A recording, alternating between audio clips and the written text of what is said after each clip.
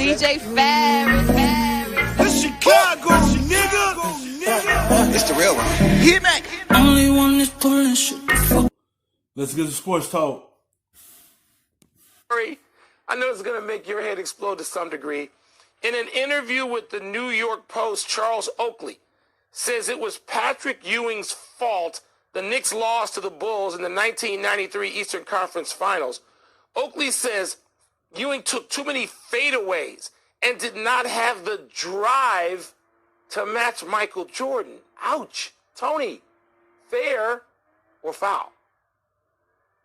I know this is a tough one for you because Oak is your boy and Patrick Ewing is your boy. So I almost want to stop talking just so you can answer this question. I want you to keep keep talking. Foul?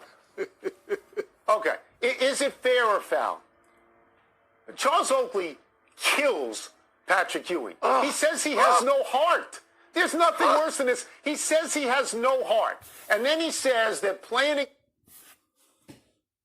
It's coming out 20 years later. They say he have no heart. He was just dealing with Michael Jordan error.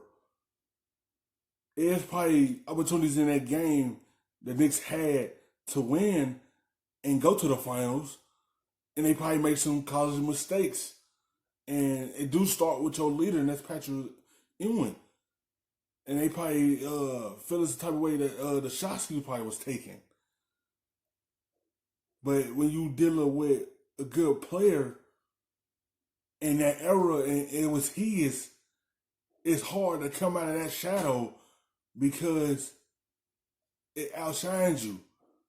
He probably had the same drive as Michael Jordan that won a championship. Patrick Ewing was probably wanted one, but Jordan probably wanted to continue winning it. But it's probably opportunities probably slipped to the Knicks' hands in that game. Against the Bulls have Michael Jordan, and we have Patrick Ewing. And he says it's like going to the Beyonce concert to see Beyonce, and then there's someone else who thinks he's Beyonce. So it can't, it's probably foul because it feels like he's waited 20 years on this to do this, but he just destroys Patrick Ewing. You know, I mean, I covered Patrick Ewing at Georgetown. I think Patrick Ewing is a great player. And he was great in the league. I know he did not win, but there were some people born at the wrong time and didn't beat Michael Jordan, and they're great. Stockton, Malone, Barkley, Mullen, Ewing. The guy. Now, what I'm saying, you were just in the era of MJ. It was his time. And he stopped a lot of guys from getting a ring. You get there, and it stops you. Patrick Ewing and the Knicks had to go through Jordan to get to the finals. It was just in the era that was Michael Jordan's. And when the opportunity came for him, when he retired and went and played baseball, his opportunity was right there because he was out of the league. But he let that opportunity slip through his fingers. And once Jordan came back, it's like deja vu all over again. The Dream Team, half of them. Tony, this is tough. I'm going to read you one stat that sort of speaks to a defense of Patrick Ewing. And actually, this Frank Isola and I talked about this morning because we were like, oh my God, where'd this come from?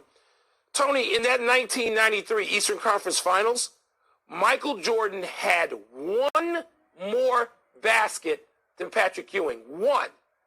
And he took 40 more shots, which speaks to how efficiently Patrick Ewing played.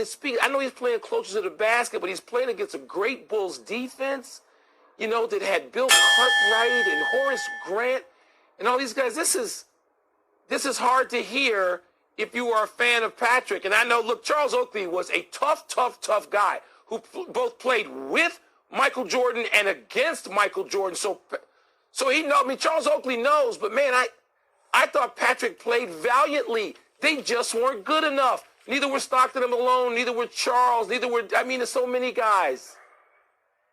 Here's the thing. Patrick Ewing did not choke in those playoffs. No, I didn't think so. He gave you the numbers he gave you in the regular season. But what makes this foul... What make it foul is he can't do it by himself.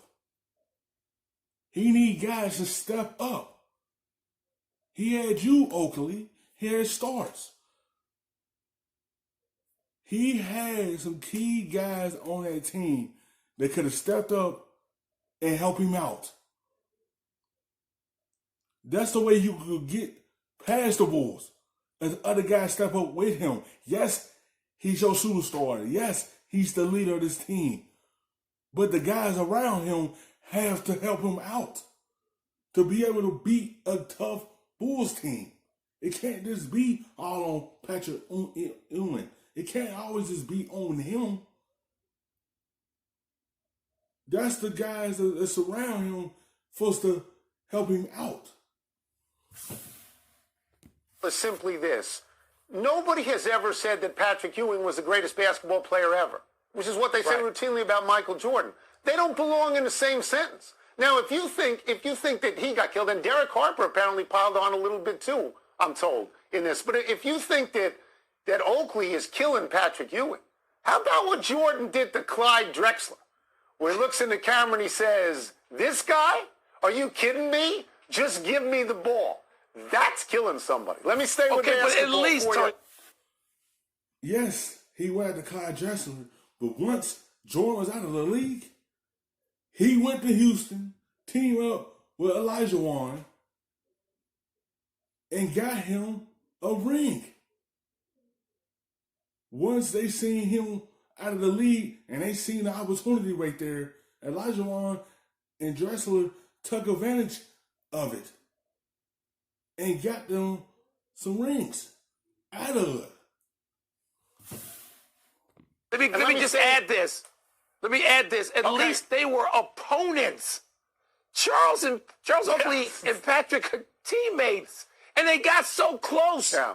They got so close. And none of this talks about block, strip, block, which was not Patrick Ewing's fault. So... Oakley thinks that was his fault. Oakley thinks Charles Smith should have been in that position. Gone to Patrick Ewing should have scored.